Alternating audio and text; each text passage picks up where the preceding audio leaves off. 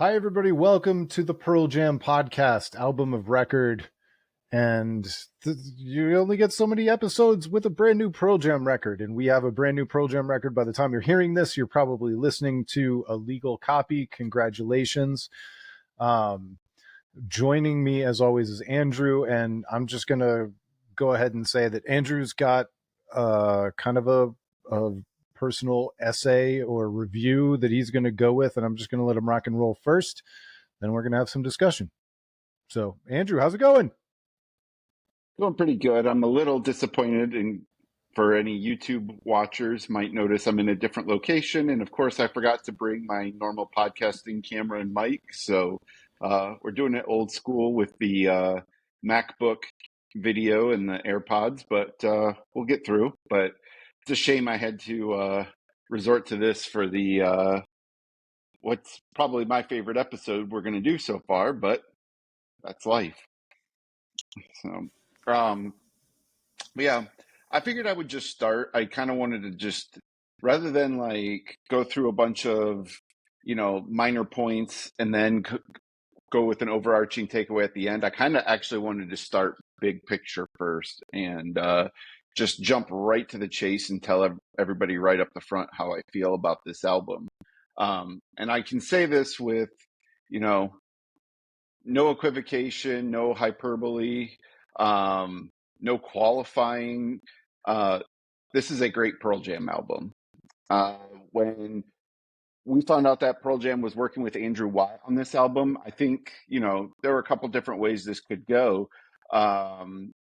And Andrew Watt didn't do the Rick Rubin thing. Rick Rubin is notorious for getting bands to sound like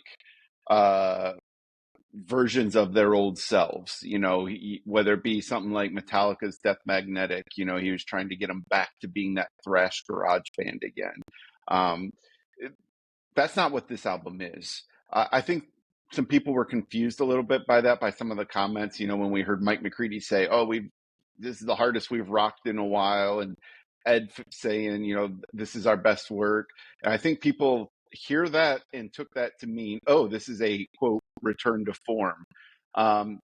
That's not what this album is. Instead, what Andrew Watt did is he reminded Pearl Jam that, quite frankly, they're a great band and that they should trust their instincts, work faster, more viscerally. And in the end, what Watt really did was he sparked Pearl Jam's creativity. And I don't think that this is me putting myself in the story as though I was there to know that.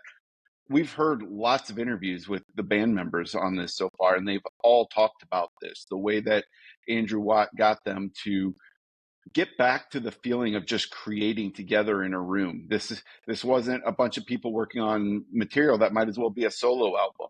Every guy having their own songs that then they bring in and the band all works on it. And so, what we really got, I would say, is not a band trying to bank on nostalgia. It's not a return to their roots album. This isn't a sounds like 90s Pearl Jam album. But what it is a new Pearl Jam album that sounds like innovation and a progression. It sounds like Pearl Jam while not sounding like any other Pearl Jam record. And I think that's really the major accomplishment of what this album is. For Pearl Jam, the angst of youth is gone. The band are now elder statesmen. There are not many rock bands left who have been around longer than Pearl Jam have. They can be confident in their craft. They can craft beautiful songs. They can build songs that just, start as one thing and turn into something completely different by the end. They don't have to feign anger and resentment anymore. They can focus instead on loss. They can focus on mortality and the passing of time. I mean, these are still serious issues that affect everybody. They don't have to act like they're still 20-year-olds screaming at the world. And, they can really, they can be confident and comfortable in making great rock songs that kind of pull elements from other genres. And that even includes pop. There are lots of elements of pop music even in some of these songs. And that's why, to me, this album is the spiritual successor to Yield. It may not be fair to binaural, but this album feels like what could have come after Yield. It doesn't sound like Yield, but it sounds like the band who made Yield making another complete album. From start to finish, this is Pearl Jam at their best. There's going to be tracks that some people like more than others, of course. It's always that way. There some tracks some people won't like at all, but none of these are bad songs. And we've gone through recent Pearl Jam albums where we know there are bad songs on there. If there's anything I will sort of equivocate on and offer a qualifying generalization, it's that this album is so much better than we had any right to expect or even want. This doesn't feel like the hand wringing and eye squinting we've done on past Pearl Jam albums to find the things we love. You know, whether it be taking a song like Sirens and being like, man, like this is the Pearl Jam we love. Is the rest of the album going to sound like this? Or a song like Quick Escape and being like, man, I didn't know Pearl Jam still had this in them. We don't have to do that with this album. We can take this on the surface for what it is. And I think that it's an album that is a vital, relevant, important Pearl Jam album. They can and will play all of these songs live. Some of these are going to become new staples of their live show. When we think of peak Pearl Jam, I don't think we can stop at Yield anymore. And maybe some people will say they stop at binaural, but I'm going to use Yield here. This album belongs in that pantheon. It may not be better than any of the first 5 albums, but I personally would have a hard time picking anything else for number 6 for my personal favorite Pearl Jam album. And I never thought it would be possible to feel this way again. At 44 years old, I feel like I just fell in love with Pearl Jam again. I talk about this album like a giddy teenager. Craig and I have been just texting each other messages nonstop for the last couple of days. I mean, literally, I tried to find something earlier today that we had talked about, and I had to just scroll endlessly through messages to find it. I have not felt this way about new Pearl Jam music in so long, and it's hard to talk about that without talking about the emotions that carries with it. I've cried to these songs. It's a little bit embarrassing to talk about again as a 44-year-old man, but you know, these songs make me feel real things. You know, I've pumped my fists in enthusiasm. I've sat back in contemplation and reflection. I'm listening to a new Pearl Jam album right now in the same way I listened to new Pearl Jam albums in the 90s. So I just think that this album cements Pearl Jam's place as an unquestionable all-time great band. It cements their place in my heart and my soul as my favorite band of all time. You know, this is a band that's already done so much for me in my life. And now they've given me one more gift when I sort of least expected it. And what more can I ever ask of this band other than, hey, let's do another, right? So that's my overarching soapbox that I'm going to come from for the rest of this discussion. So I just kind of wanted to get that out of the way so we know exactly where I stand on this album. I love this album. So here's my number one question. I mean, that was great. I appreciate it. I agree with most of it. We're going to talk about a lot of these things, but here, at the end of it all, my question is Andrew Watt a Smashing Pumpkins fan? Because I need you that. Cut me off. Yeah, okay, I got you. I need him I need him to get in a room with Billy Corgan and yes. James Iha and Jimmy Chamberlain and maybe even Darcy. I don't know, maybe. and give me another Pumpkins record the way he just gave us another Pearl Jam record. Now I'm going to go for a couple minutes. That would be amazing. Yeah. So I wrote up my thoughts. I couldn't wait. I normally these days I've been waiting for the podcast, but I couldn't wait. I listened to the album at least a dozen times, and it led me to want to write about it. This record has, I think you're absolutely right. It doesn't surpass anything. It doesn't replace anything. It doesn't harken back to 10. It doesn't beat 10. But it is powerful and awesome and all those superlatives because we love 10, because we loved Verses and Vitalogy and all those records and all those moments and all those live experiences. Though that causes us as listeners to give the band our ear, to give them our equity as fans, and open ourselves up to that. If this record came out by a non Pearl Jam and it was their first record ever, you and I would probably pass this thing over as just another record. It's pretty good. It's pretty good. But because this band has already done what they've done, that it is what it is. And so I think the context is important, and I think the fact that we grade this band on a curve is important, because that's what fans do. That's what fans do with bands that have put as much classic material on tape as Pearl Jam has put on tape. And that's not apologizing for it. That doesn't deprecate it. That doesn't make it in any way worse. It just goes to explain where we're coming from.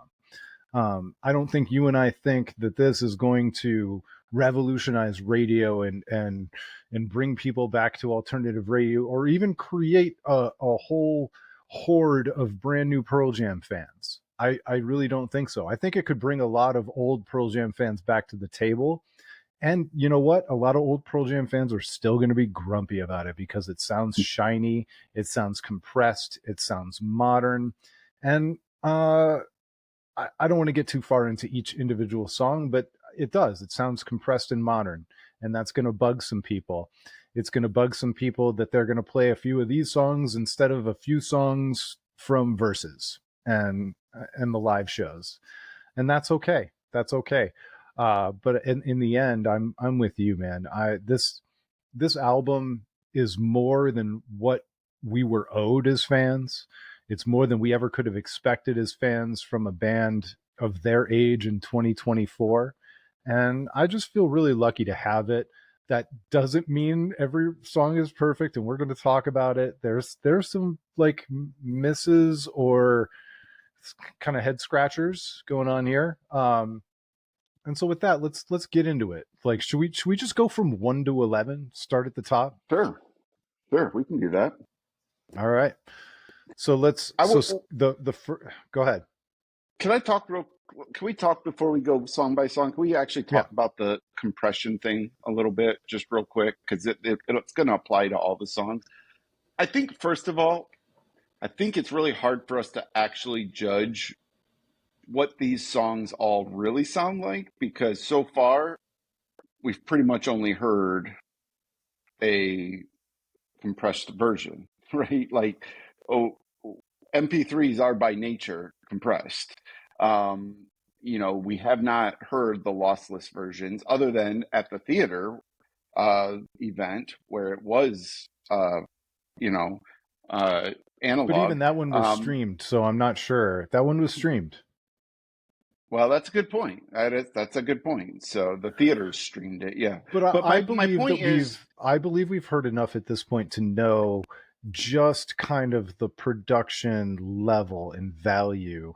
But no, yeah. you're right. We haven't heard the actual lossless versions. The compression comes in the form of this idea. I listened to an interview Ed gave with somebody from K Rock, uh, and he talked about how when you listen to this, whatever you're listening to is the loudest part. Like if you're listening for the bass, that's the loudest part. If you're listening for Mike's guitar, that's the loudest part, and that's where some people will complain about that aspect, because that means that things are not positionally in front or behind things, that it tends to be a little bit more flattened. But I'll tell you, like,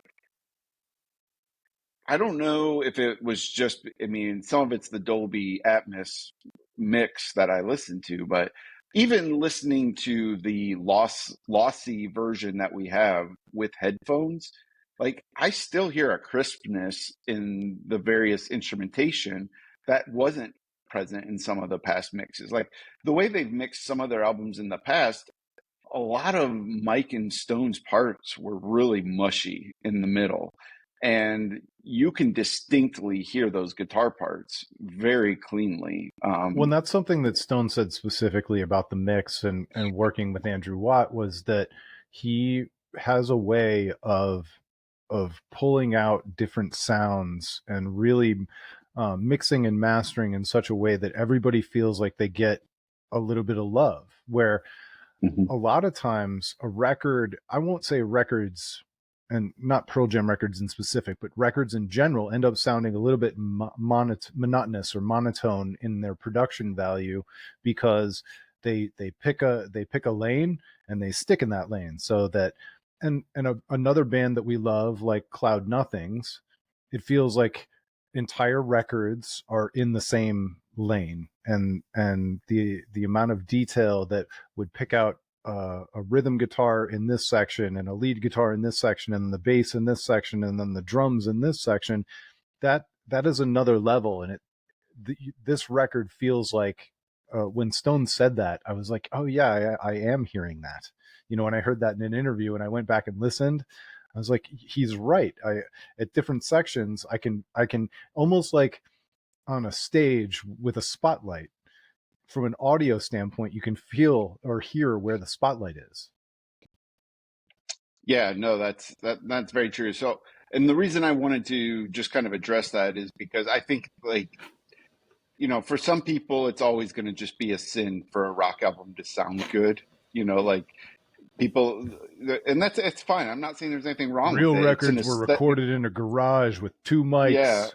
yeah, that's an aesthetic choice in that, people, a lot of people want a grittier sound, but like, And I I love would a lot of just, records like that. I do. I do too, but like, I would say again, though, if you go back and if you listen to Verses, like, Versus is a pretty clean sounding album. Like it really is. Like, and I just think that this album again achieves the sound that fits this band where they're at today.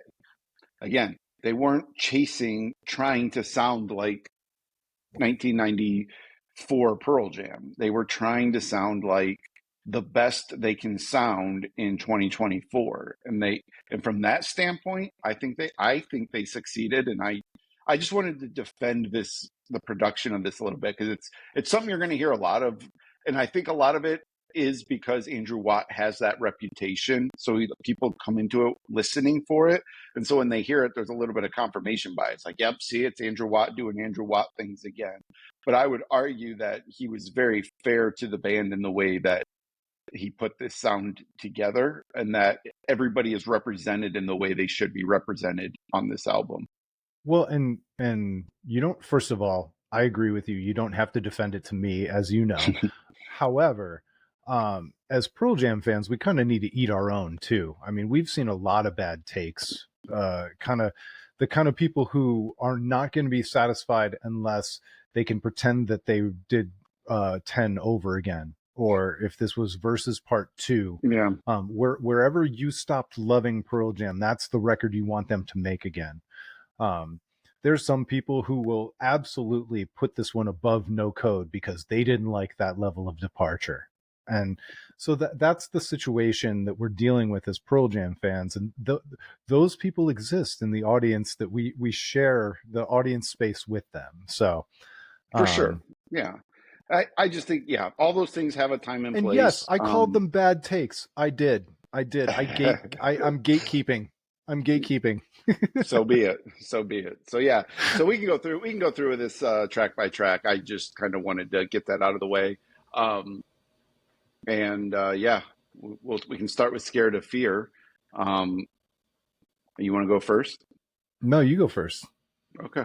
Well, first of all, I want to talk about that intro. I'm such a sucker for interludes, and Pearl Jam has not done a ton of them, but I have loved almost every little weird interlude they've done, whether it be, you know, the outro to Inside Job on Avocado, whether it be Master Slave leading into Once, or coming again after release. Like they have these great ambient sounds that they put together, and I was stoked that they started this album off with that again.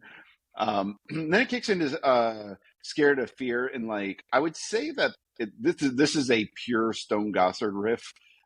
This is probably the most Stone Gossard song on the album. Um, but it starts off with like this like very traditional classic rock sort of riff.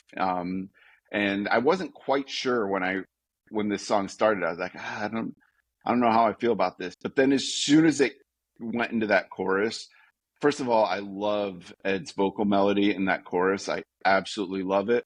But the thing that I love is, and this is what Stone Gossard does. If you listen to the chorus, the guitar part he's doing, I don't know what chord it is, but he starts off on the one, and it goes up, goes up, goes up, and then back to the one. Now, almost anybody else would go the second time, you're going to go right back up that same progression. But instead, when he returns to the one, he instead goes down and goes lower on those next four, and then back to the one again. And that's Stone Gossard. That's vintage Pearl Jam, because the rest of the song is doing the same thing that they did on the first run through. It's just Stone throwing a little wrench in this to give it a little bit of tension, and then, a little bit of anxiety almost, and an edge to it.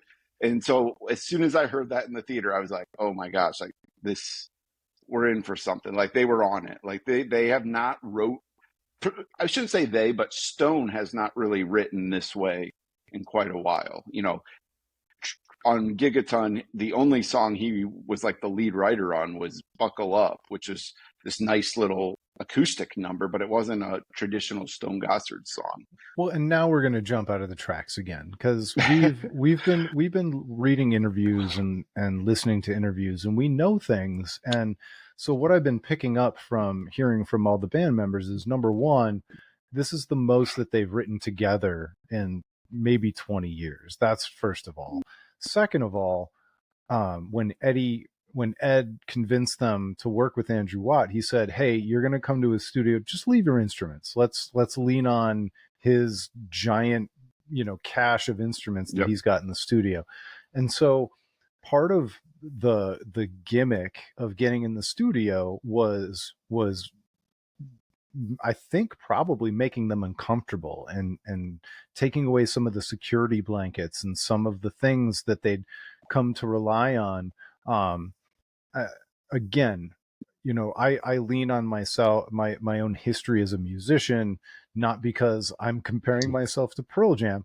However, the idea of creating independently and then bringing it back when you feel like it's good enough is a very different experience than like cutting your arm open and doing it live in front of people, including all the mess ups, all the screw ups, and being judged in the moment when you make a choice and it doesn't work. Everybody likes to talk about when you make a choice in a jam and it works, and everybody's like, yes, I love it. But holy cow, when you make a choice and it doesn't work and you're just exposed, you're exposed as a drummer or a guitar player.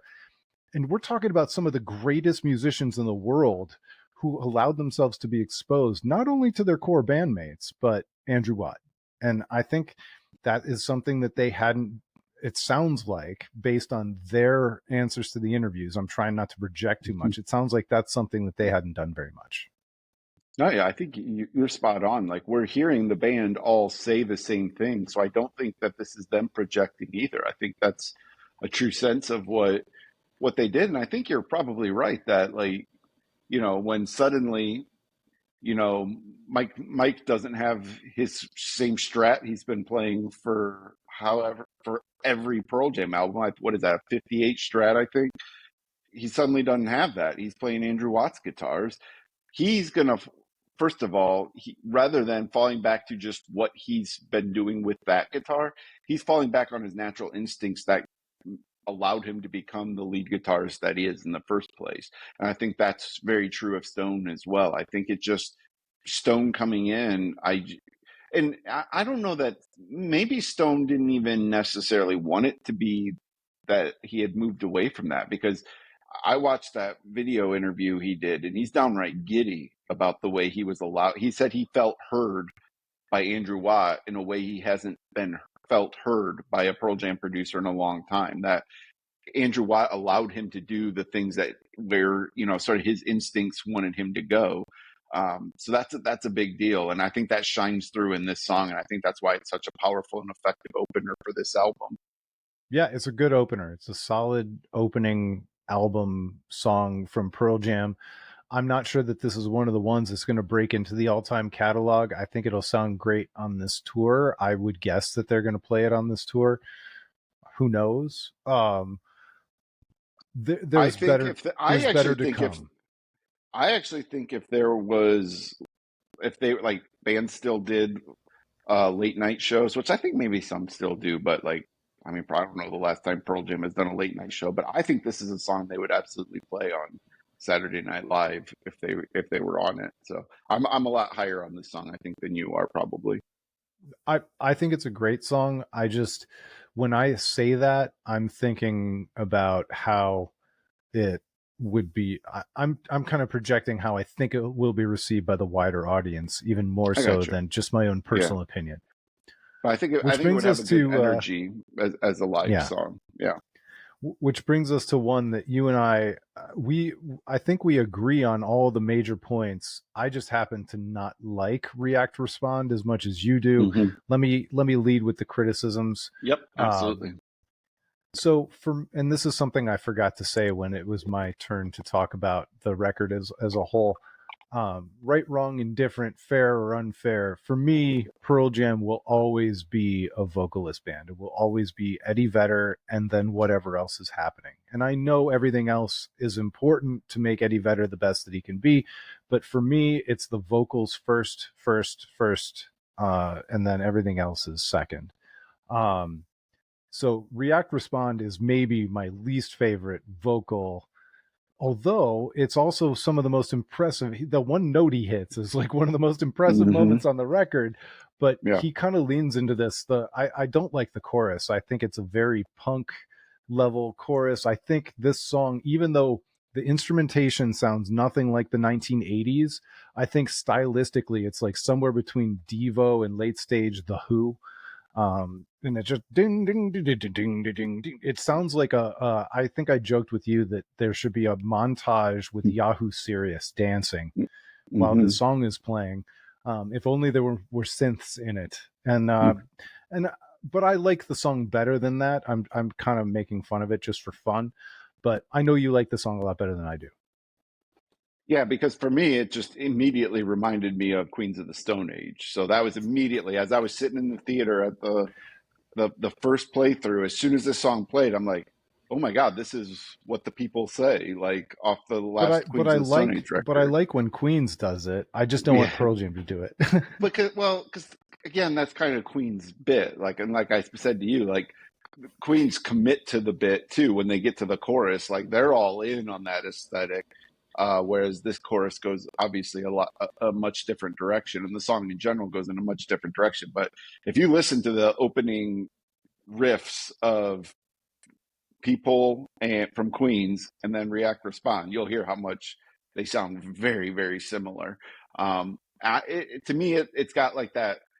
So it has that like weirdness to it that I like, and then it goes into the sort of the punk chorus, and we've talked about this before. Punk's a lot more in my wheelhouse than your wheelhouse, so I think it kind of makes sense that I like it. I mentioned to you that Ed's vocals, he's doing uh, the Sex Pistols trick where when you're leading people into this vocal melody that they expect, but then you don't quite hit that note.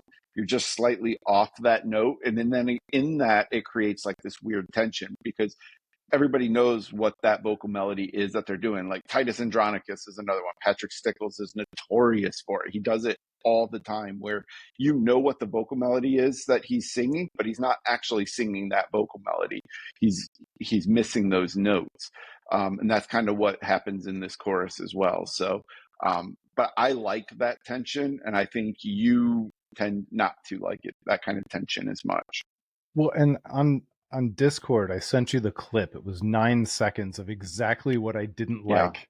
Should Yeah. we risk the YouTube algorithm and play the 9 seconds so that people can Go hear what for I'm it. talking about? Go for it. What's the worst that can happen, right? Yeah. Yeah, it's the Yeah. React Yeah. Respond. Yeah.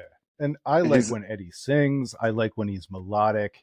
And I've always felt like when they did heavy songs, a lot of heavy songs, or when they did a lot of punk songs, that they were doing an impression of of their favorite punk bands or whatever else. But I never felt like it was a legitimate lane for Pearl Jam. Yeah. No, I mean, that's true. Pearl Jam is not a punk band. They definitely wear that influence on their sleeves, but they're definitely not that. The when he does that react, it sort of reminds me a little bit of Forgetting Sarah Marshall, like it's sort of the the vampire rock The opera Count, thing. yeah. But that's also, again, that's the vibe though that I get from people from Queens as well. They're kind of going in that same realm. So it is what it But is. once again, I don't hate the song. I think it's a good Yeah, song, even though it's not for me. yeah, Um, which gets us to the one that, I mean, if there was any justice in the world, we'd save this one for last. But Wreckage, which yeah, they surprisingly released as a single the day, or well, yesterday, so 2 days before the record was yeah, released. And yeah. that song, it gets compared to Tom Petty, it gets compared to this, it gets compared to that, but it is one of the best Pearl Jam songs they've ever written. It's certainly the maybe the best Pearl Jam song they've written in the last 20 years. Um, of all the best Pearl Jam songs you can name since No Code and maybe even since Yield, it's the best one. When we talk about songs that are just so at their core, like Pearl Jam, that they're in that identity, you're like talking about a song like Alive, Corduroy, those type of songs that are quintessentially Pearl Jam. Like, I feel like this is going to become that for this stage of Pearl Jam. They took everything they're capable of doing now that allows them to still be Pearl Jam, but sound confident in what they're doing. There's just a confidence to add these degree of harmonies to this song when that's not a thing they've done in the past in this kind of manner. These just And soaring does it rip off the harmonies. Heartbreakers a little bit? Yeah, Yeah, but I think that's absolutely. the point. That's the point. And I so and at the at theater event on Tuesday, the first time they played it through, it was just in the dark. There was nothing on the screen. It was in a modern theater with a nice, comfy recliner. So I was just reclined back, kind of had my eyes closed, listening as we went. And when High on this, shrooms, right? You took shrooms? no, I No. was not so much, but I'm joking, everybody. I'm yeah, joking. but I as when this song started, I immediately was like, "Whoa, what is this?" And then when they got to that middle breakdown and Edge just doing the combing through the wreckage part, and just when some of those harmonies hit, I mean, I literally caught myself tearing up. Like, I felt the way I felt when I heard "Given to Fly" for the first time. I vividly remember the first time hearing "Given to Fly." I don't know if I've told the story on here before, and I won't tell the whole story now, but I was driving in my car and I had to pull my car over because I was just like, holy cow, the band I love is back. And that's the feeling I got from Wreckage. And when this was coming after two songs that I was already very happy with. And when I heard Wreckage, I was just like, oh my God, like, all right, we're cooking. Like, this is the thing. Like, I had such high hopes for this album. And we talked about how we didn't want to let our hopes and hype get in front of us. But I had such high hopes, and when I heard Wreckage, I just knew that they were going to deliver on it. Like, I didn't even know what the rest of the album was going to sound like, but I was just so confident because of how great this song was. This is just an absolute masterpiece of a Pearl Jam song, and I cannot wait to hear how this sounds live. It's interesting. Um, I don't know how they're going to replicate those harmonies. Can they really achieve that degree of that soaring feeling that you get from it? Are they going to be able to do that live? I don't know. I'm very excited to see how that's going to go, but this song is just amazing. Yeah, and on top of it, we know we get all the Tom Petty references. We know that at the end of the song, the chord progression, if you took the vocals out, it's like da da da da da da It's da, learning to and fly. it, yeah, learning to fly. Yeah. They ain't got wings. Yeah, it's there. It's the same. Yep. It's in a different key, but it's the same chord progression. We get it. Yep. But it's awesome. It's absolutely a song that hit me square in the heart. I loved it the first time I heard it. I've heard it two dozen times since, and I'm still in love with it. I I've think it's the song. It's the song on this record. There, we'll talk about the other one that it might be, but I think this is the song on this Yeah, record. it is for me. I know this is, and I know exactly what song you're talking about, and that's a great song too. But like this is the one. Like when I this is just going to be the song that I identify. And I wanted to mention too, like so that opening when the song starts, that opening guitar part. I've heard a lot of people like trying to compare it to Garden from 10 because it does have that twangy feel to it, but to me, Yeah. it's Let Me Sleep. It's Christmas time from the 10 Club Christmas album. So like immediately when I heard that, that's where my mind went. And so I think that's part again.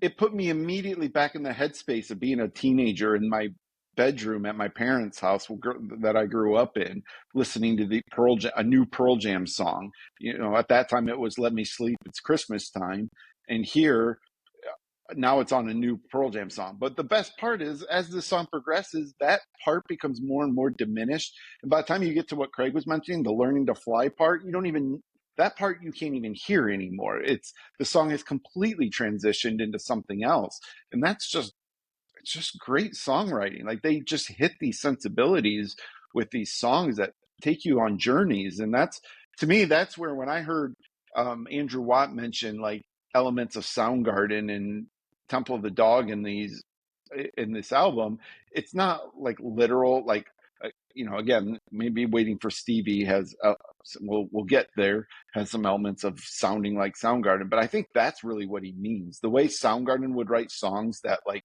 started as one thing and turned into something else by the end. That's not a trick that Pearl Jam does often. They have done it, but they do it a lot on this album, and I like it. What and in the Stone Gossard interview that I was listening to, he when he was talking about Wreckage, he said that this is a song that was essentially written with Ed and Andrew Watt sitting there with two acoustic guitars in front of everybody, and they wrote it. And Yep, they put the song together, and that's how this one came together. And then everybody else agreed on the changes and the alterations, and they built this song, but it started with two acoustic guitars, yeah, and Ed and Andrew Watt. yep. So that brings us to the title track, one that we've probably already talked about. I think we Yeah, I already talked don't about know Dark that Matter. I feel like we can pretty much direct people to that as one of our first episodes if you want to hear our thoughts on dark matter, but we can summarize a little bit.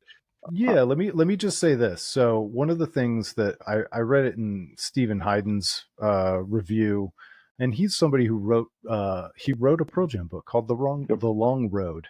It's really good. You should check it out.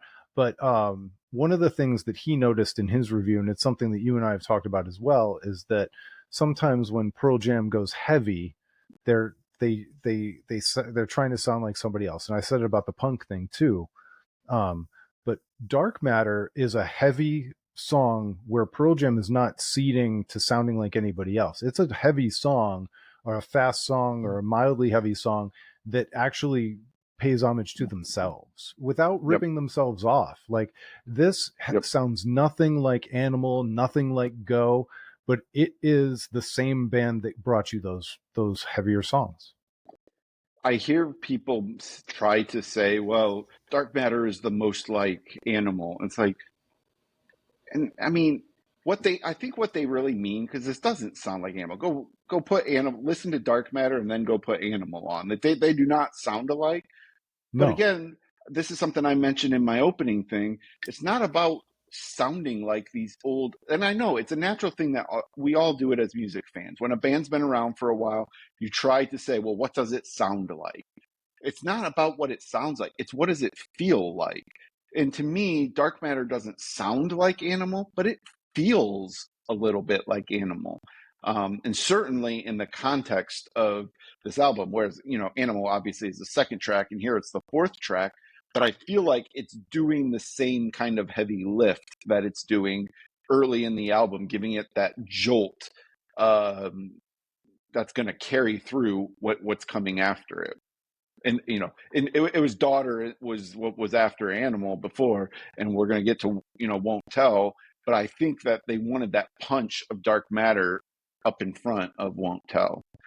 I'm just going to say that I'm surprised that I still like Dark Matter as much as I do, because the first single from Pearl Jam records historically has been Yeah. one that I was like interested in and then quickly forgot about or quickly Yep. started skipping. I don't see myself skipping this one. No, definitely I not. And I think so we talked about, we did the quiz where I quizzed you on all the first Pearl Jam singles, and it's usually not what you would expect. Like, I'm telling you right now, if Pearl Jam really wanted to get everybody being like, "Oh my God, Pearl Jam is back," they would have done Wreckage and Waiting for Stevie as the first two singles. yeah. Instead, they went a different direction. So, and I think that's just Pearl Jam being Pearl Jam. So in my written review that I wrote yesterday, I group the next three songs together, and we will talk about them individually, but Won't Tell, Upper Hand, and Waiting for Stevie, I identified as kind of like the middle meat of a record. Mm-hmm. That this is the point in some of Pearl Jam's records where it felt like it started to fall apart. They started strong, and maybe they mixed in a good song here or there, but when I heard 5, 6, and 7, Won't Tell, Upper Hand, and Waiting for Stevie, that's when I realized like this thing was a heck of a lot fuller and bigger a record. Um, However, there was a little bit of chatter in your friend group about Won't Tell. So why don't you tell everybody kind of where the debate went up and down, and then you and I'll talk about Yeah. it. So, Won't Tell is an Well, actually, let me go first. I yeah, go ahead. described it as a mid-tempo alternative hit that sounds like it could have been written for Yield, even if sonically it sounds much more modern. And I don't think I really agree with that much at all, actually. And it's rare for us Fair to enough. disagree on things like that, but uh, I just don't get any feelings of yield from this song. But I like this song more than some of the friends that I was talking to about this song, who actually very strongly disliked it on first listen. They actually liked it more on subsequent listens, I will say. But the thing about Won't Tell is I think the verse is excellent. I the Everything on this song is great except for the chorus. And the chorus is a friend of mine described it as adult contemporary. And that's kind of what, as soon as he said that, I was like, yeah, he's kind of right. Like, it kind of is an adult contemporary. It's But adult it's contemporary, probably the not in least. like not in the way it's like Michael Bolton, but in the way No, that Goo Goo but Dolls and some of the other the late stage yeah. alternative 90s bands started crossing over to like VH1, and in Cleveland it's 106.5 and 104.1 as opposed to the alternative or the hard rock stations. um, where and it was a celebration for those bands because they sold a lot more records, and then they ended up in the dollar bin. Yeah.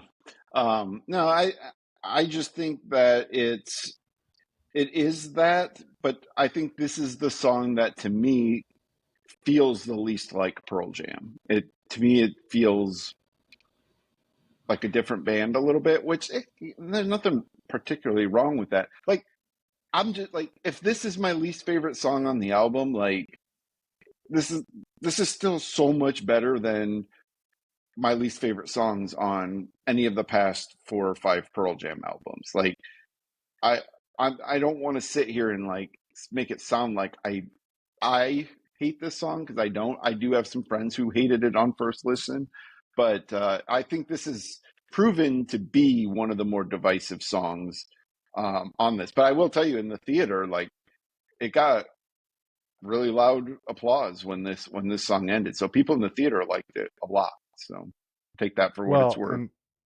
as a compliment to you, I tend to like poppier and more radio friendly stuff than you do, Yeah, and I still like the radio friendly prom songs and soundtrack songs that the Goo Goo Dolls write. So yeah. for me, I loved it. But I would just say that like when Pearl Jam releases Just Breathe, and a song like that kind of defies who Pearl Hmm. Jam is, like this is now in the zone. It's now fair game. Yeah. I mean, well, and I mean, look, Last Kiss was that line of demarcation, right? Like, I remember Pearl Jam fans who very much felt offended by that song. Like, what is Yeah. this? Isn't Pearl Jam? What are they doing? So for them to do "Won't Tell," like, it shouldn't make us blink. And from that standpoint, you're right. I'm probably a little bit wrong when I say it doesn't sound like Pearl Jam, because Pearl Jam has done this a lot in these over the course of this latter half of their career. So maybe I'm a little guilty of like being like, well, this doesn't sound like the Pearl Jam I want them to be, you know. So Yeah. um, but I do agree with you, your point about though this setting up the middle part of this record. This is when you would have, uh, you know, like so traditionally like a song like, and I hate to say this because I do like "It's All Right" from Gigaton, but like that's the point. Like when you get to "It's All Right" and they're playing a marimba and like it's like it just totally like slams the brakes on where they were going with Quick Escapes. You know, that whole Quick Escape into "It's All Right" is such like a hard stop on that album. And then, you know, different people feel different ways about a song like 7 o'clock, which I actually love that song, but I know a lot of fans don't.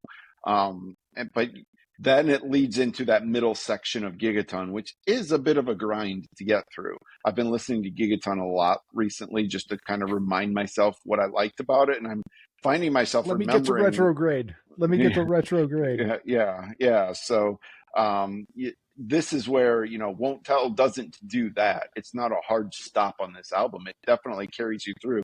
And it's a perfect lead in for Upper Hand and what Upper Yeah. Hand is. So, So Upper Hand begins with kind of another one of those.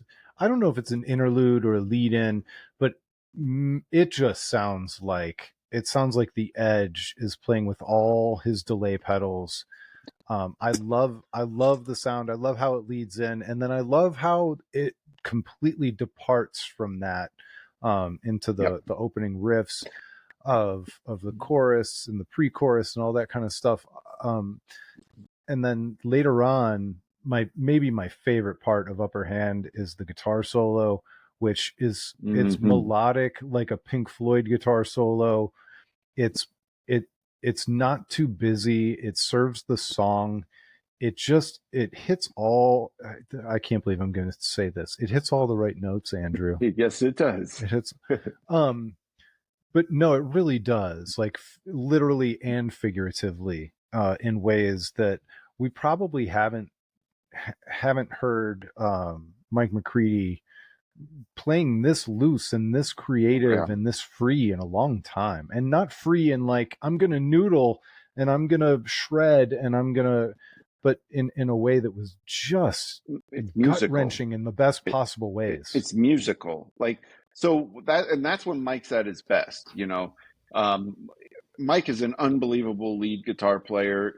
I watched interview with him talking about you know, this record, and he talked about how he traditionally really he doesn't write his solos. He just goes into the studio and whatever he feels, he just rips off these solos. Not rips them off like steals them, but like just rips them. Like, I mean, he's an unbelievable guitar player. But sometimes that approach can make it a little bit more proggy. Is that maybe the, you know, and less musical? It's more technical. And on this album, you know, for whatever reason, his solos just feel so much more musical, and nowhere do you feel that more than Upper Hand. Upper Hand starts, like Craig said, as a U2 song and turns into a Pink Floyd song. But like that And I think beginning, they name checked the Cure as well. yeah, I would say like I don't know if you mentioned it or somebody mentioned to me that "Won't Tell" reminded them of the Cure, and that I hear too. So there's some Cure on this as well. But like, you know, that beginning of Upper Hand, you're going to hear a lot of people compare it to "Where the Streets Have No Name," but that's one of the best intros to a song ever. And I don't feel like this is a ripoff of that, but again, it makes you feel some of those same things. Like I felt that way the first time I heard this. I was like, where is this song going? And then it doesn't go where you think it's going to go. And I think that's my favorite part of this. There's a buildup, and then it turns into a different song than what you were expecting it to be. And again, this is a Stone Gossard song, and that's the name of the game for him, is to sort of subvert your expectations of where where you think a certain guitar part's going to go. As an aside, we should talk about this. When Stone was doing his interview and they talked about U2, and he admitted that he hadn't made it to the Sphere to see that show.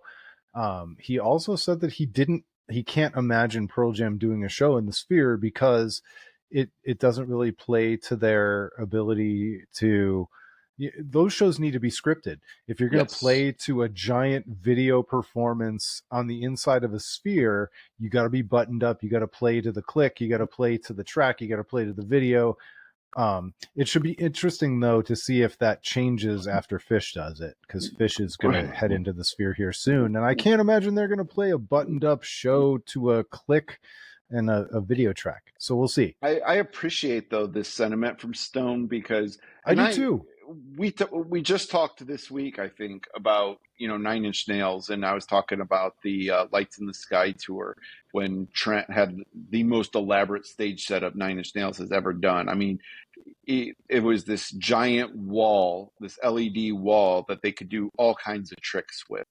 And it was one of the most awe-inspiring shows I've ever been to. I would pay so much money to be able to go to that show again. And I think that's awesome. But all these things have a time and place because I equally appreciate the fact that in Pearl Jam's entire career, I don't recall them ever even hardly having so much as a backdrop when they play live. Like the Pearl Jam stage setup is rugs on the floor.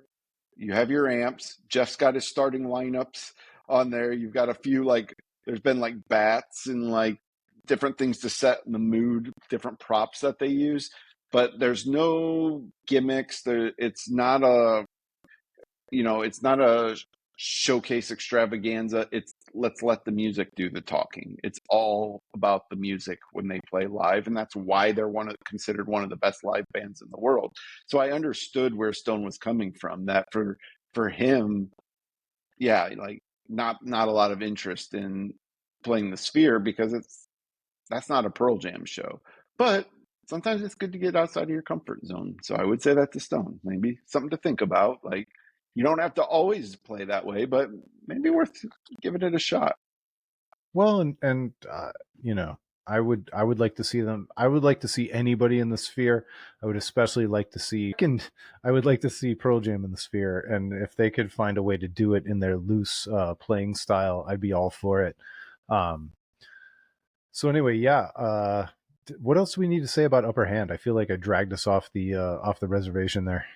I Is would it I would really? point out it is the longest song on the See, if album you at if you almost if you 6 minutes. asked me blind, I would Yeah, have guessed it was yeah, Waiting for about Stevie. 6 minutes. Yeah, but no, No.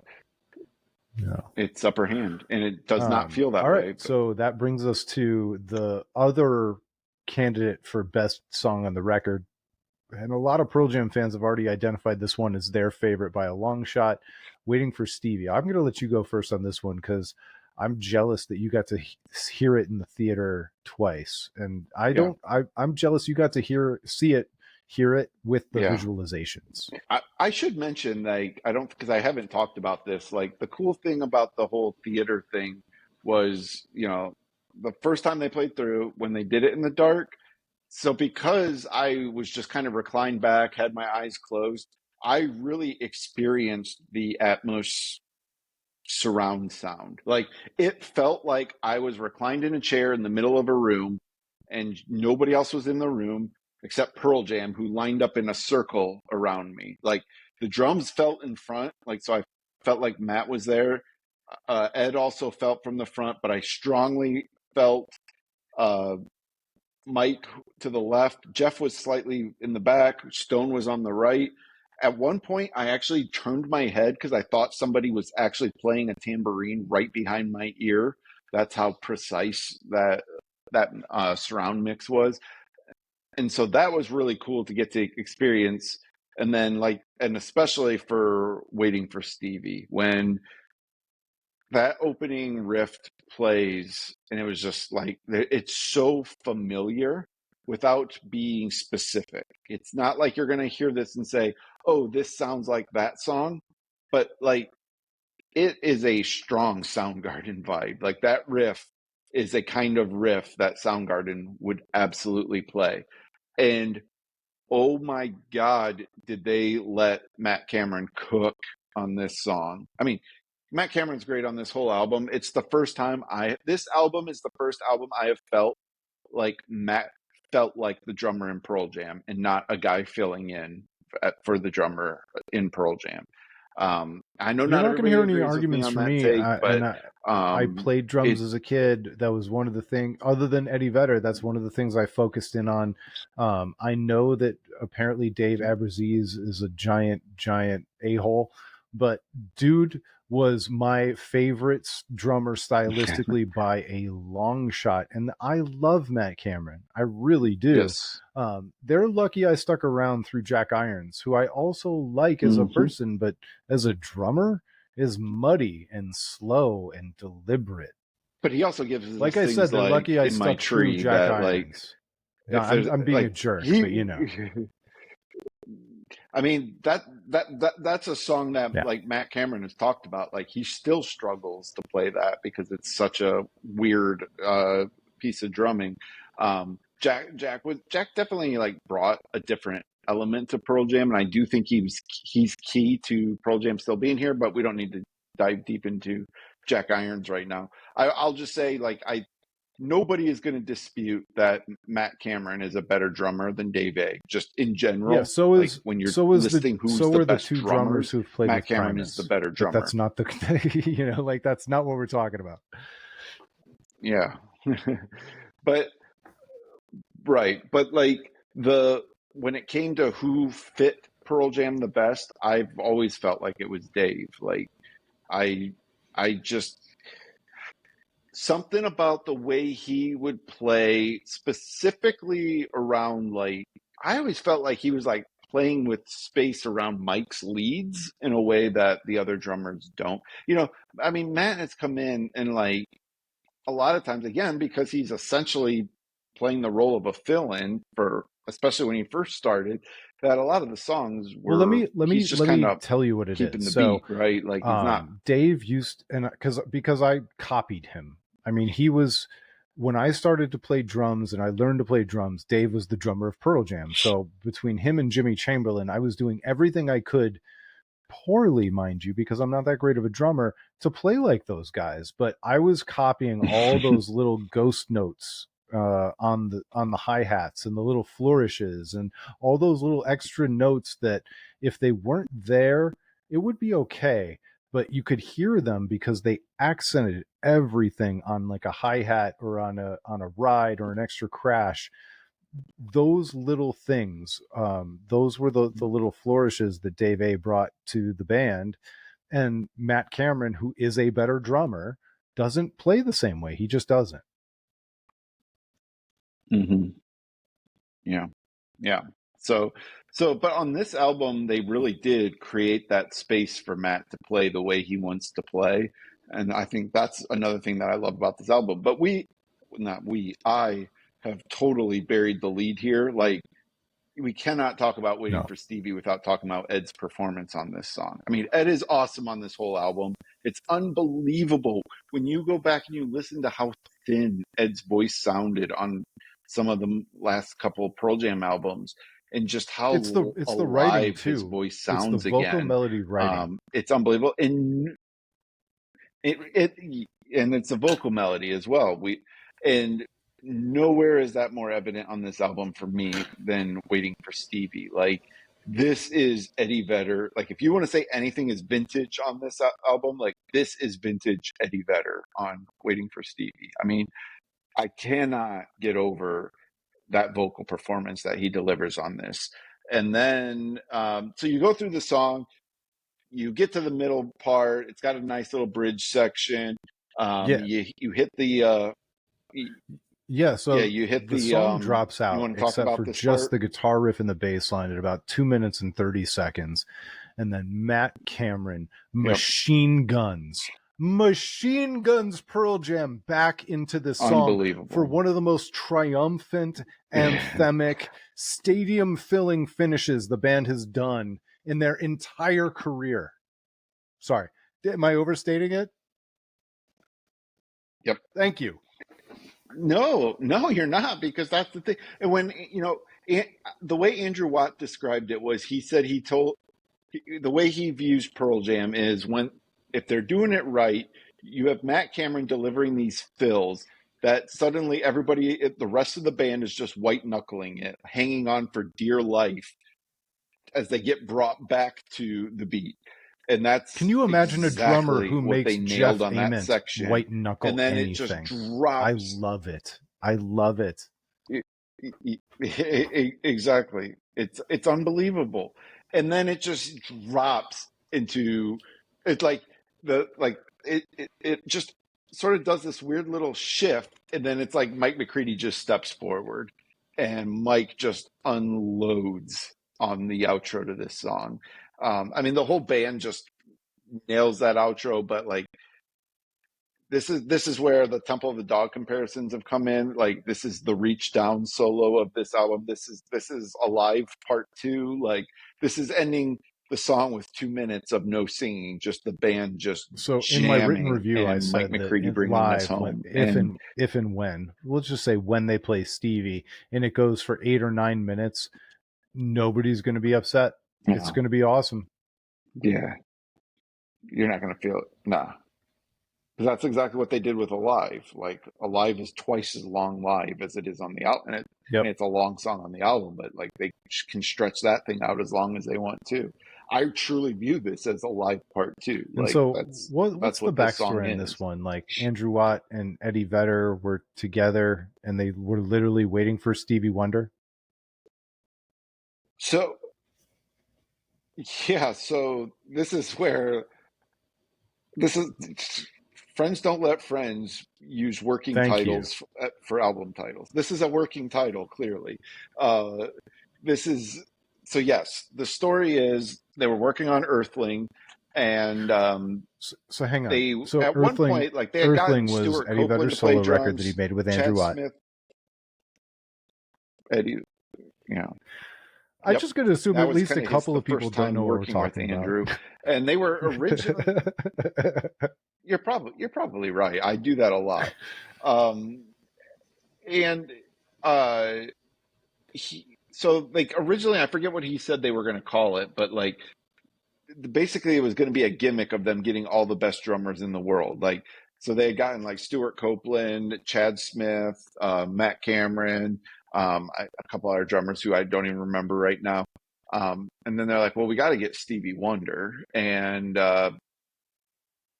so that was like the gimmick. So they were trying to get Stevie Wonder to play on the album. Now I think he ended up playing harp on the album. But anyways, they were waiting for Stevie, and they just were messing around and they started writing something, and they were just like, man, like this would be an awesome Pearl Jam song. And so they just demoed it, called it Waiting for Stevie, because that's what they were doing. That's what you do with working titles. Working titles tend to be very descriptive of the time and place of it. And they never changed it. And I suspect that they didn't change it for the sole reason of they wanted to tell that story. I'm just convinced they're like, everybody's going to ask us about Waiting for Stevie. And like, I want to tell them, like, you could have still told the story. Like, people are fine with you offering up a story. It doesn't need a natural lead in. If you wanted to tell a story about writing a song while waiting for Stevie Wonder to play on your solo album, guess what? People are going to care about that story. So, but anyways, I digress. It's just that I And very do much yourself a don't like favor. Go the to title YouTube Waiting for Stevie. and search for Uh, Stevie Wonder playing the drums. Your mind is going to be blown if you've never seen it. And yeah. even if you have seen it. All right. Should we Yeah, go to Running? do it again. Yeah. And again, they did a little outro thing, an When I interlude was listening to outro a not to quite so Stevie legal copy of to the set up record, I was Running. very And this, confused whether this was a track or not. yep. I've heard people say that they felt that way in the theater too. They're like, wait, did they just screw up and skip something or what? But what they really did was they gave space between Stevie and Running, because I don't think those songs would work. They wouldn't flow back to back. You know how I know this? Because the second time they played the album at the theater thing, the visualization They time, didn't have a for whatever reason, visualization that for it. That was interlude the was not single there. version. It went straight from Stevie. They didn't have, right. I guess we know what the next And single so is it going to went be. straight from Stevie into They created the That's YouTube right. video. That's right. Because it already exists, but it went straight from Stevie into running, and I I was like, oh, I was like, boy, that doesn't flow as well because the first time it went through, like I never knew how running was going to fit on this album exactly. And just doing that little interlude gives you just enough space that it totally works. And I loved running even more. Like I already liked running, but I loved it in the flow and context of So this for me, album. It is in running the perfect is spot on would this be a album. miserable song if it didn't cut time in the middle. That makes the entire song, and it's 2 minutes and 19 seconds. I love A that quick part. hitter. But yeah, I don't even want to imagine what that song would be like without the cut time section. But it's great. It's great. I like it. Which brings us to maybe the most Yeah. controversial song, easy for me to say, on the record, "Something Special." Which, by the way, that's Yeah. also the only writing credit that Josh Klinghoffer, touring guitarist, former Red Hot Chili Peppers guitarist, Hmm. has on the record as well. I'll let you go first to describe "Something Special" and then talk about how you feel about it. Yeah. Sure. So I have a sneaky suspicion, I don't have any confirmation of this, that this might have been a leftover from the Earthling sessions. I feel like this was perhaps written, at least the ideation of this came from those sessions. Because to me, if anything on this album sounds more like an Ed Solo song than a Pearl Jam song, it's probably this one. Um, but here's what's funny about this song. So when CBS had March Madness, they got the rights to play some Pearl Jam songs going into commercial breaks. And Something Special was one of those ones. And all of a sudden, this clip was all over Twitter. And it was a bunch of Pearl Jam fans basically saying, what the hell is this? Like, this is not, like, people freaked out. And it was literally a 8-second clip, 8 seconds of the song. And all I heard from it was the Clash, "Lovers Rock." Like that's what I heard from London Calling. Like that's where my mind went, and that made me excited because I'm like, oh, like they're actually trying something here with this. So I don't think this song works as well as Lovers Rock does, but like I when I heard Something Special, and I had already heard so many fans talk about, oh, it's cringe. It's embarrassing. It's the corniest thing. This is the let the record play of this Can you album. I explain was "Let the really Records expecting Play"? something on that level, and it is not that at all. Let the Records Play is the worst song Pearl Jam has ever made, in my opinion. It's on Lightning Bolt. It is this like They've never once the, played it and I live. feel bad because it's a Stone song, and I mean, you guys know by now how much I love Stone Gossard, but like it is the corniest little blues riff thing. Like it just doesn't work. It's an absolute mess.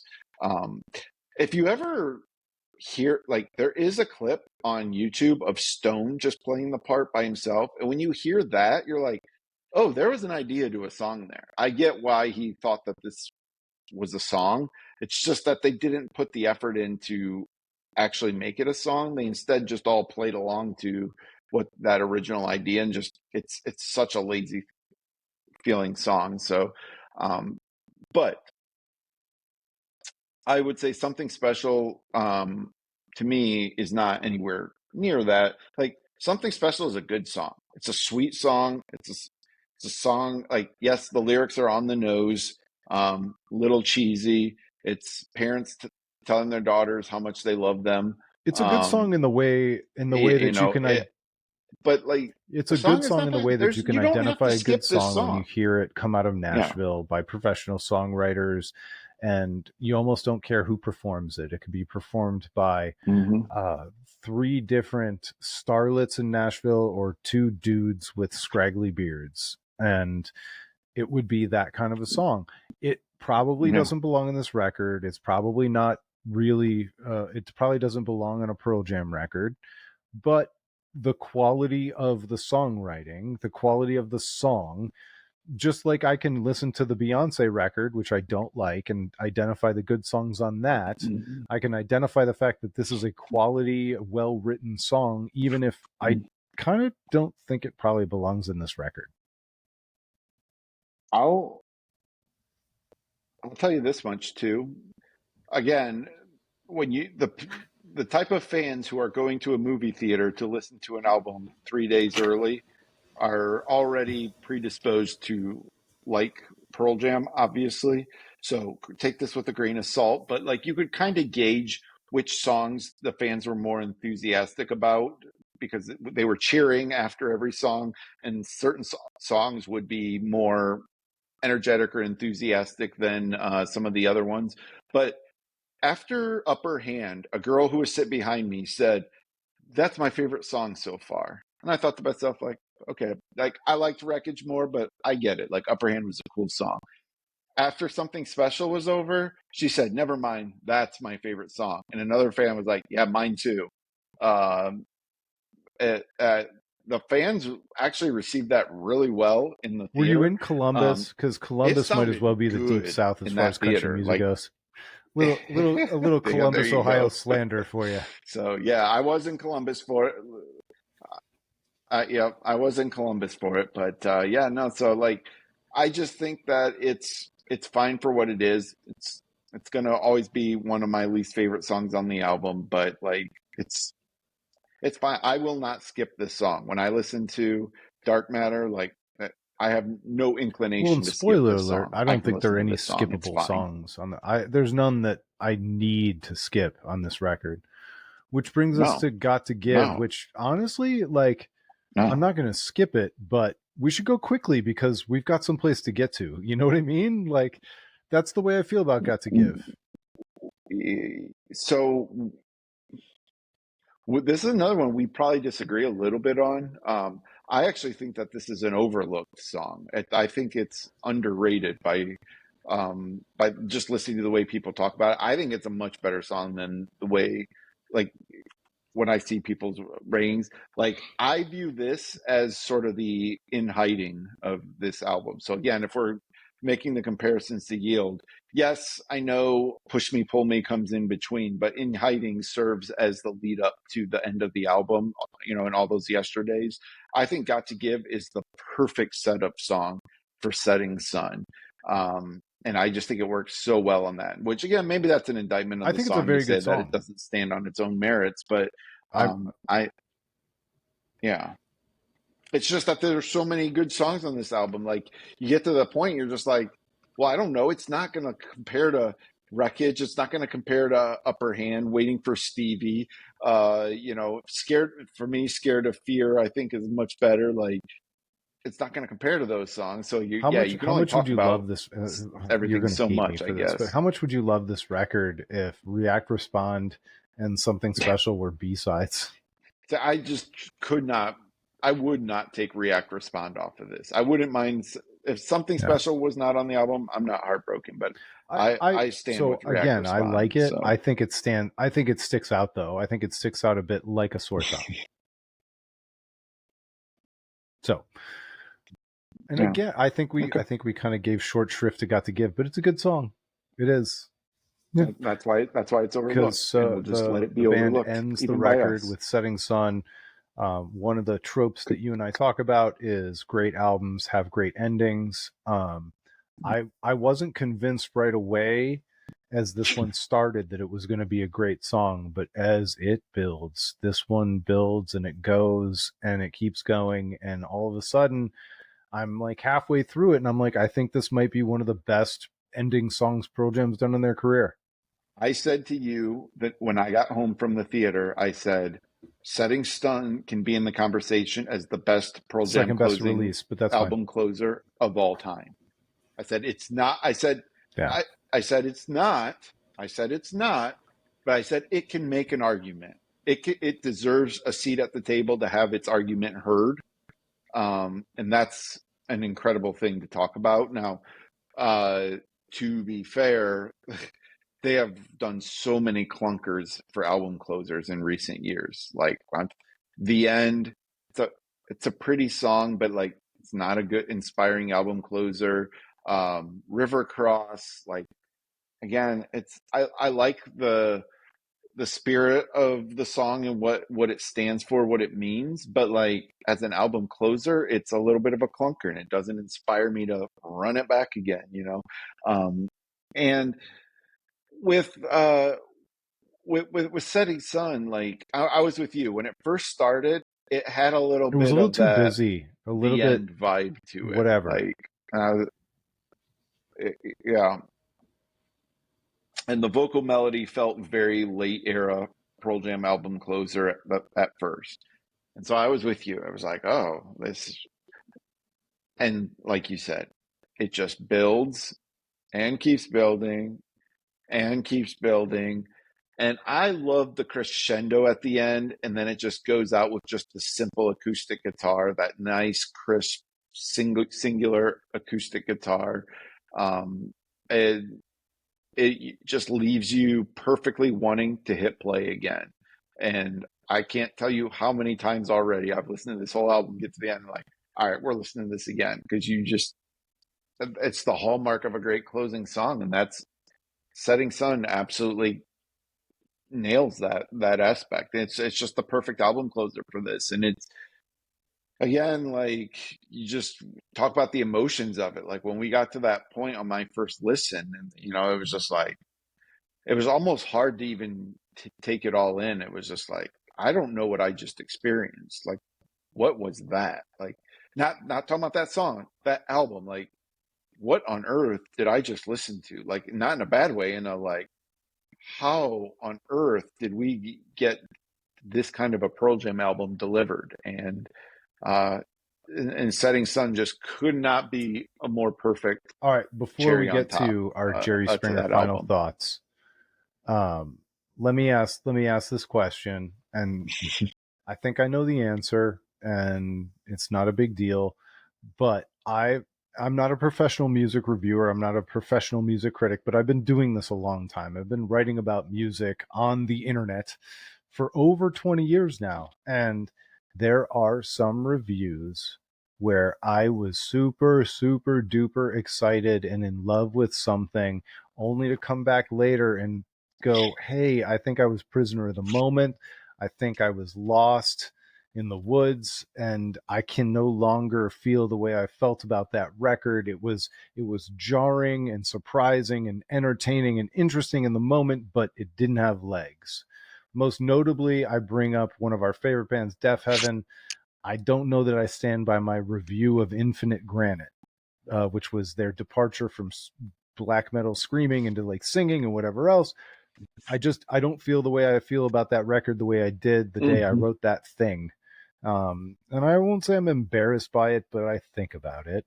What percentage chance do you think there is that you will look Sure. back on the way that we're talking about this record today, and you might go, yeah, maybe I was a little bit over the top about X? I give it like a 30% chance.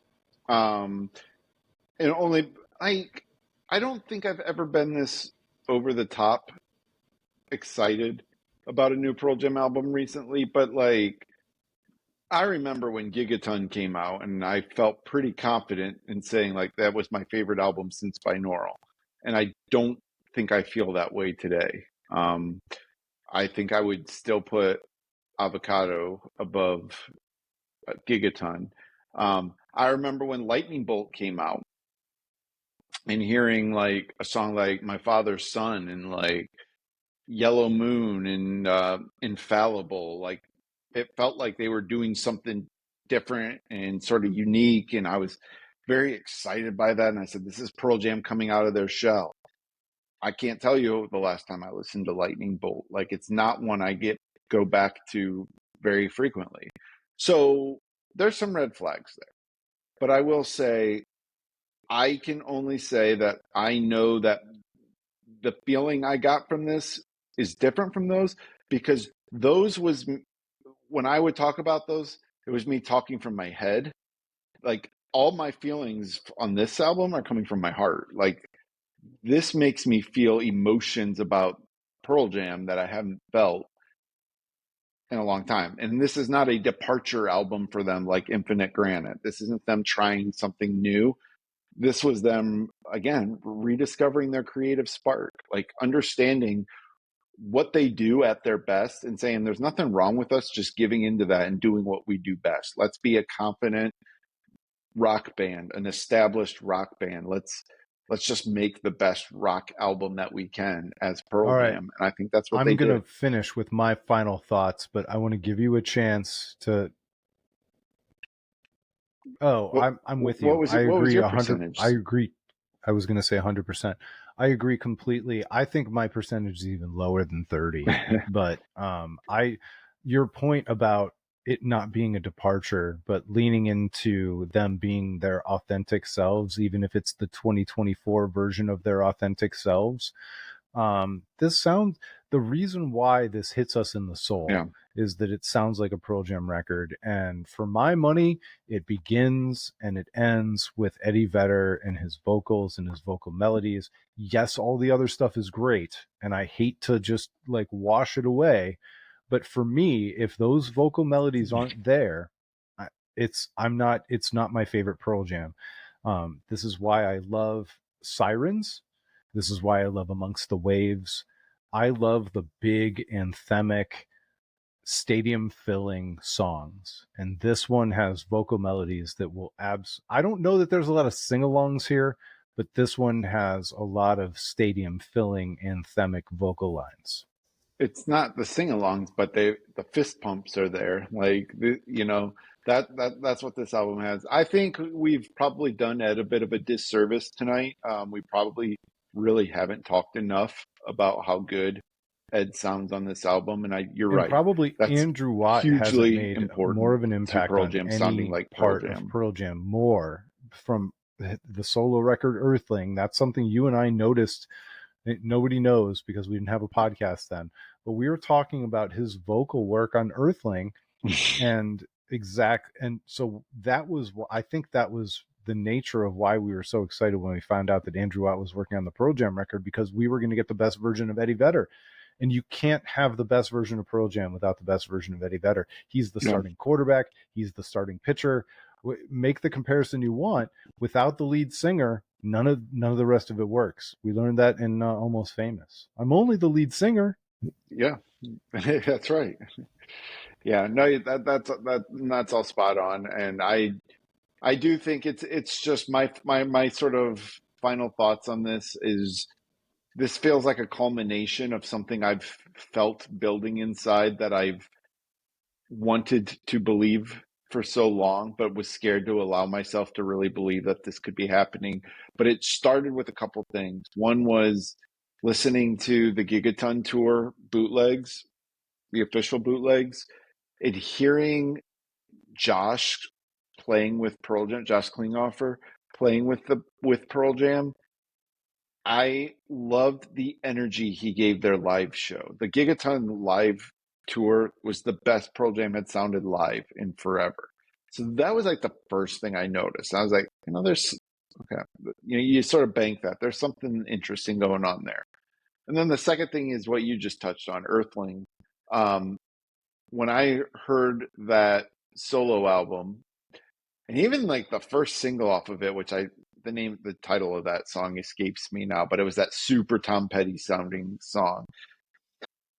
Like as I listened to that solo album, like the songwriting was fine.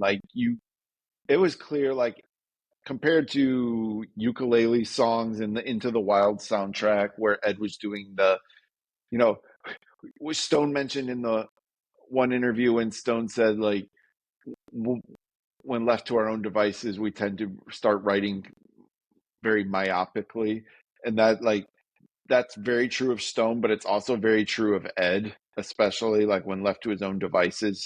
His songwriting is very myopic, and when I heard Earthling, like the songwriting had opened up. Now, are those my favorite songs in the world? No, they're not. But like, there's a couple like really good songs in there. Like Brother the Cloud is really freaking good. But the thing I noticed was the vocals. How they sounded, but as you mentioned earlier tonight, the vocal melodies he was writing on that solo album sounded like the vocal melodies he used to write in Pearl Jam. Whereas in recent years, he'd done that fast staccato, trying to fit as many syllables in. He also has been overwriting a lot lately, like trying to use huge So words back all in the the old days time. of Like, Opie and Anthony, they used you to know, call it just, shoehorning lyrics in. And Eddie Vedder was shoehorning. yes, absolutely. And so when I found out that Andrew Watt was doing this album, when I found out that Klinghoffer was an unofficial member of the band, that he was still working with them on stuff, I allowed myself for the first time in a while to kind of get intrigued. Maybe not excited, intrigued. And then like this all started listening to A Metal Door, when that at that first preview event of Dark Matter, and just hearing those clips of the song bleeding through that metal door and being like, these kind of sound good, like really good. Like this sounds like what I wanted Pearl Jam to get back to being. Um, and so it was all this building of this hope, like trying to be cautiously optimistic, but trying to not let the hype get out of control. And they landed it. Like they nailed this album. I really have zero complaints about this album. It's not my favorite Pearl Jam album of all time, but like I am so happy to have an album that I feel is not just a reason to go tour. Like these are songs I'm going to be listening to the rest of my life. Like Wreckage, I will never stop listening to Wreckage. Waiting for Stevie, Setting Sun, Scared of Fear. Like I'm going to be listening to these songs for the rest of my life, All right, and now it's time for that's my awesome. Jerry Springer final thoughts. With Dark Yep. Matter, what you're left with is the most cogent, cohesive, beautiful, urgent, and vital Pearl Jam album in at least a decade, and probably since Yield. I'm in the tank for Pearl Jam as a longtime fan, but in some ways that makes me the most qualified to say that this thing is that good. And now, with that, take care of yourselves and take care of each other. There It's the we Album of go. Record Well said. podcast. Well said. I honestly, truthfully, look, I'm not telling you need to love it because we love it. I just hope you do, because we deserve it. You deserve to love it as a Pearl Jam fan. So I hope you do. All right, we'll talk to you next time. There we go. I think we did it. We've been looking forward to doing this episode since we started this podcast. We said, hey, at some point, Pearl Jam is going to put out this new album, and we're going to have an episode to talk about it. And I'm so happy it's here. When this comes out, the album's going to be out. Enjoy We'll it. talk to Enjoy you next listening to time. It's this, the my Album of friends. Record podcast.